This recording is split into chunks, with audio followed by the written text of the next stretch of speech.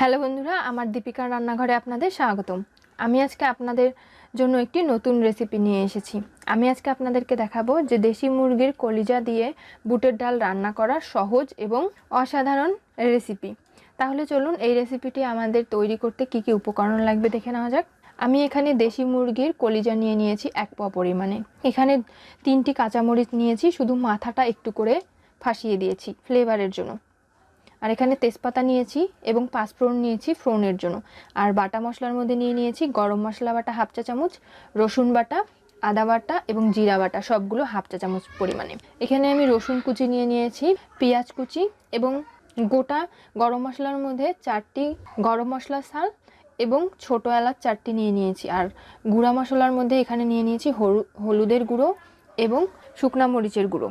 আর এখানে আমি বুটের ডাল নিয়েছি আধা পোয়া পরিমাণে। এই ডালটাকে আমি 1 ঘন্টা ভালো করে ঠান্ডা পানিতে ভিজিয়ে রেখেছিলাম এবং ডালটা ভেজানোর পরে আরও ডাবল ফুলে গেছে।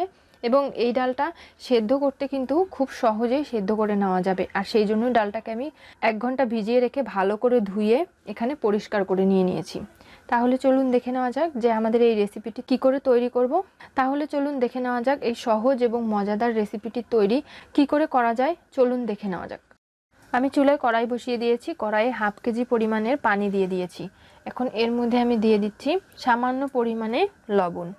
এখন এরপরে আমি বুটের ডালগুলো দিয়ে দিচ্ছি পানির মধ্যে। একটা ঢাকনির সাহায্যে ডালটাকে ঢেকে দিচ্ছি সেদ্ধ না হওয়া ডালটাকে ঢেকে দিলাম সেদ্ধ না হওয়া পর্যন্ত। 10 মিনিট আমি ডালটাকে সেদ্ধ করে নিচ্ছি এবং ডালটা সেদ্ধ হওয়া পর্যন্ত অপেক্ষা করছি।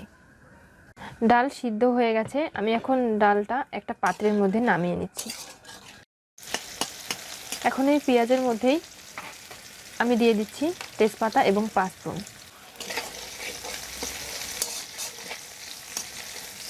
এখন পেঁয়াজটাকে হালকা বাদামি কালার হয়ে আসা পর্যন্ত অপেক্ষা করছি। পেঁয়াজটা আমার হালকা বাদামি কালার হয়ে এসেছে।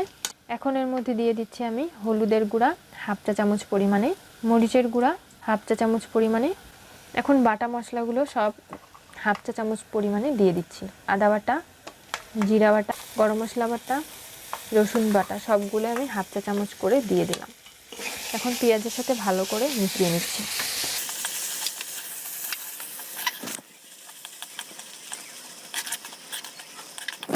এখন মশলাটা যাতে কাঁচা গন্ধ না থাকে সেজন্য মশলাটাকে কষিয়ে নেওয়ার জন্য 1/2 কাপ পরিমাণে পানি দিয়ে দিলাম।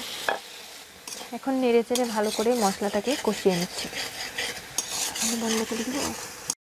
আমার মশলাটা ভালো করে কষিয়ে নেওয়া হয়ে গেছে, মশলার মধ্যে আর কাঁচা গন্ধ নেই, মশলা থেকে তেল বেরোচ্ছে। এখন আমি এর মধ্যে দিয়ে দিচ্ছি কলিজাগুলো।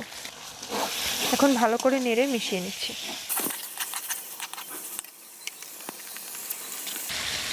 এর মধ্যে দিয়ে দিচ্ছি 1/2 চা চামচ পরিমাণে লবণ। আপনারা চাইলে কম বেশি করতে পারেন, পরিমাণ বুঝে দেবেন।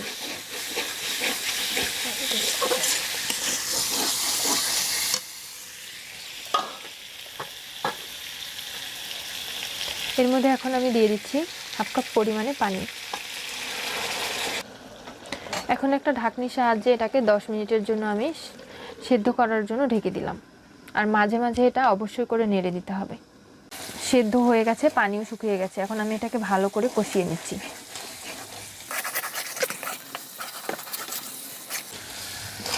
কলিজাটা যত ভালো করে কষানো হবে ততই কিন্তু খেতে মজা হবে। তাই আমি কলিজাটাকে একটু সময় নিয়ে লো জালে ভালো করে কষিয়ে নিচ্ছি। দেখুন যত কষানো হয়ে যাচ্ছে ততই কিন্তু কলিজা থেকে তেল বের হচ্ছে।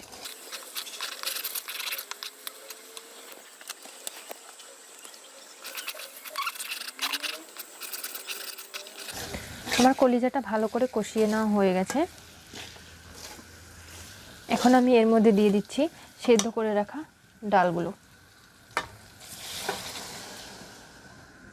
একটু পানি সহই দিয়ে দিয়েছি যাতে করে আর বাড়তি পানি দেওয়া না লাগে এবং বাড়তি পানি আর ব্যবহার আমি করব না, সে কারণেই একদম ডালের সাথে যে পানিটা সিদ্ধ করেছিলাম সেই পানিটা দিয়ে দিয়েছি। এখন আমি 5 মিনিটের জন্য ঢেকে দিয়েছিলাম। এখন আমার ডালটা সম্পূর্ণরূপে সিদ্ধ হয়ে গেছে এবং কলিজাটাও খুব ভালো করে বুটের ডালের সাথে মিশে গেছে। এই পর্যায়ে আমার রান্নাটা হয়ে গেছে। এখন আমি একটি পাত্রের মধ্যে নামিয়ে আপনাদেরকে দেখিয়ে দিচ্ছি।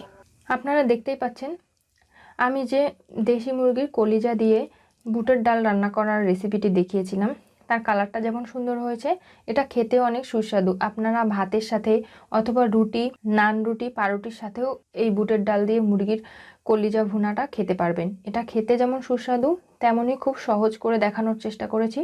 আমার মনে হয় যে আপনাদের ভালো লাগবে। ভালো লেগে থাকলে অবশ্যই করে আমার চ্যানেলটি সাবস্ক্রাইব করুন, লাইক শেয়ার কমেন্ট করতে ভুলবেন না এবং পাশে থাকা বেল আইকনটি ক্লিক করে আমাকে সাপোর্ট করুন। ধন্যবাদ সবাইকে, আজকে এই পর্যন্তই।